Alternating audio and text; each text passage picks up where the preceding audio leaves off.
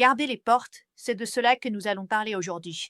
Sur Awakening Live, Awakening Wednesday. Je suis Jennifer Leclerc, fondatrice du mouvement mondial de Awakening Prayer Run. Nous sommes présents dans plus de 100 pays. Le vôtre pourrait être le prochain. Nous implantons des hubs dans des villes, du monde entier. Avant de commencer aujourd'hui, n'oubliez pas de vous assurer que vos alertes sont réglées pour vous avertir lorsque ces diffusions sont en direct afin de ne pas manquer une minute. Et je veux vous rappeler que nous lisons. Et ensuite, j'explique mon livre de Intercessores Devotional. Vous pouvez en obtenir un exemplaire sur mon site web à jenniferleclerc.org ou vous le trouverez sur Amazon. Vous pouvez également obtenir un cadeau gratuit, un téléchargement gratuit de livres juste en allant sur awakeningprayerhub.com pour nous découvrir. Nous espérons que vous nous rejoindrez afin que nous puissions vous équiper pour voir le réveil et l'éveil dans votre ville, dans votre nation. Maintenant, regardons cela. Cela s'appelle garder les portes. Et je vais lire une écriture de Chroniques 23, verset 19. Et il plaça les portiers aux portes de la maison du Seigneur, afin que personne qui était en quelque manière impur ne puisse entrer. Pensez à cela. Ils avaient un standard pour ceux qui allaient passer par cette porte. Quiconque était impur d'une quelconque manière ne devait pas entrer, ne pouvait pas entrer. Il ne serait pas autorisé. Et cela est révélateur. Voyez, nous devons garder les portes dans notre ville. Nous pouvons décider, nous sommes censés décider ce qui entre ou reste dehors. Nous devons fermer la porte aux choses sombres, fermer la porte aux démons, fermer la porte à tout ce qui ne ressemble pas à Jésus. Je parle du domaine spirituel. Regarde cela. Terre, au nom de Jésus, je te remercie d'ouvrir les yeux de ton peuple, de tes intercesseurs aujourd'hui, pour voir leur responsabilité de garder les portes.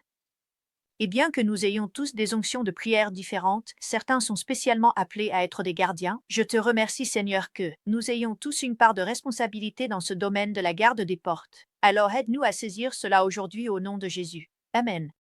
Je vais donc commencer à lire et à expliquer. Un gardien est celui qui garde la porte, celui qui contrôle l'accès. Maintenant, ce n'est pas un mauvais contrôle. C'est un bon contrôle. Un intercesseur est celui qui intercède, celui qui se tient entre l'ennemi et le peuple de Dieu pour interdire l'accès, ou entre Dieu et son peuple pour plaider en leur faveur. Et donc, vous voyez, un gardien est celui qui garde la porte, contrôle l'accès. Un intercesseur est celui qui intercède. Ainsi, un intercesseur gardien sera un intercesseur qui se tient dans la brèche pour interdire ou permettre des choses dans la ville, dans l'église, dans la famille, quel que soit le domaine ou le maître que vous avez. Nous avons tous un maître différent. Certaines personnes, vous êtes le gardien de votre famille, peut-être. Êtes-vous le gardien de votre entreprise, de votre groupe de bénévoles, de votre ville, de votre nation? Il y a des niveaux.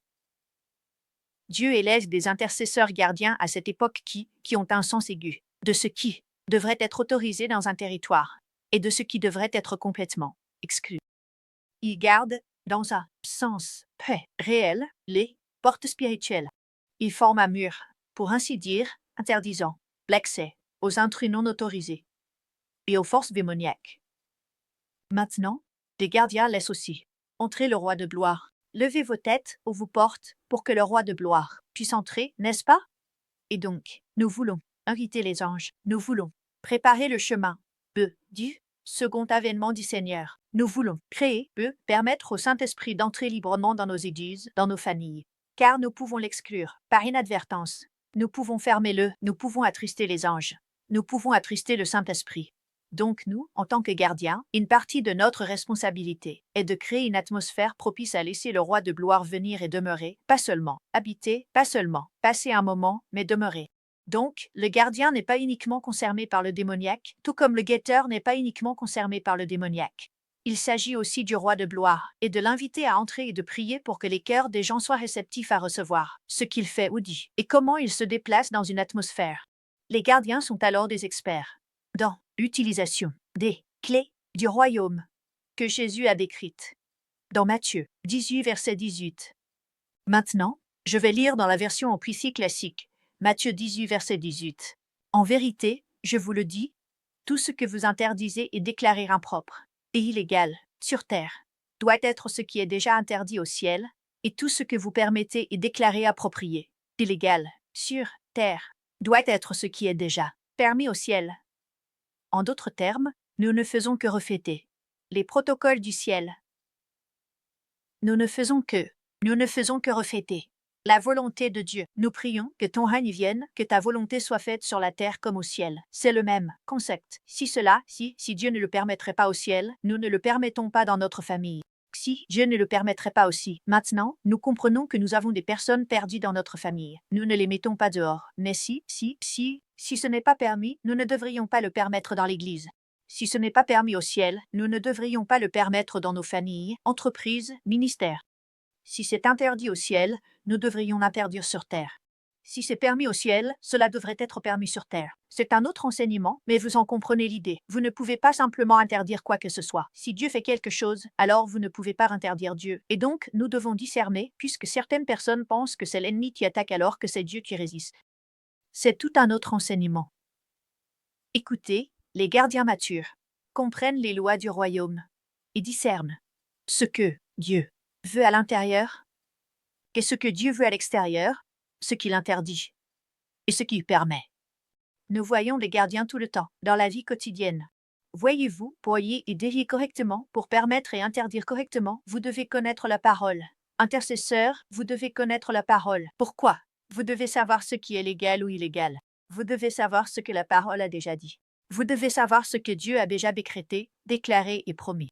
Vous devez connaître les lois du royaume.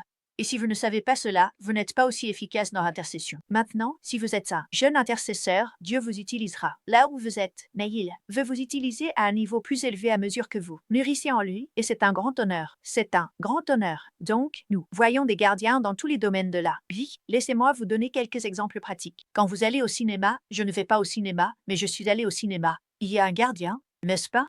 Là, l'agent s'assure que vous avez un billet avant de vous permettre l'accès à la salle. Maintenant, certaines personnes prennent ce seul billet et passent de salle. On s'aille pour voir 4 films pour le prix d'un. C'est mal. Permettez-moi de dire que c'est mal. Quand vous allez à l'épicerie, il y a un gardien. On appelle le caissier. Le caissier s'assure que vous payez vos courses avant de les emporter chez vous, sinon vous êtes un voleur à l'étalage. C'est pourquoi ils ont des caméras. Ce sont les gardiens et les portiers ou les agents de sécurité. Vous voyez? Donc, quand vous appelez une entreprise pour parler à un avocat, ou à un autre professionnel, un médecin, ils ont un gardien, appelé secrétaire, qui décide si vous avez accès à eux ou non. Ils se tiennent entre vous et la personne que vous essayez d'atteindre. N'est-ce pas? Quand j'étais rédacteur en chef du magazine Charisma, j'étais un gardien. Je décidais quelles histoires entraient dans le magazine et lesquelles n'y entraient pas. Je décidais qui était en couverture. Et donc, demandais au Seigneur de vous donner la révélation du gardien, et une compréhension de ce qui doit être autorisé et ce qui doit être interdit dans votre vie, dans votre église, dans votre région, puis ensuite utiliser les clés du royaume, avec expertise, en vous tenant dans la brèche. Bien sûr, nous avons beaucoup plus de formations à ce sujet à l'école de l'esprit, www.schoolofthespirit.tv, et donc vous pouvez vous former là-bas. Nous faisons de la formation.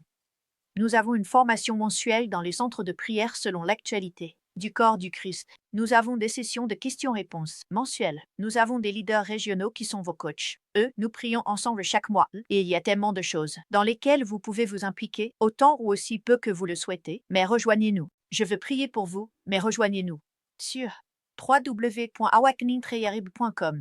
C'est www.awakeningtrayarib.com. Un cadeau gratuit pour vous là-bas, juste pour avoir jeté un coup d'œil. Veuillez rejoindre aujourd'hui. Lancez un hub et formez-vous. Rejoignez un hub ou parrainez un hub. Nous avons des personnes qui attendent des parrainages. Alors, Père, au nom de Jésus, voudrais-tu nous donner une relation de gardien? Élève-nous, en tant que personne qui voit ce que le ciel interdit et permet. Aide-nous à discerner les ennemis déguisés en amis, et rends-nous audacieux et courageux pour nous tenir entre les intrus et les portes que tu nous as rappelées à garder. Au nom de Jésus, Amen.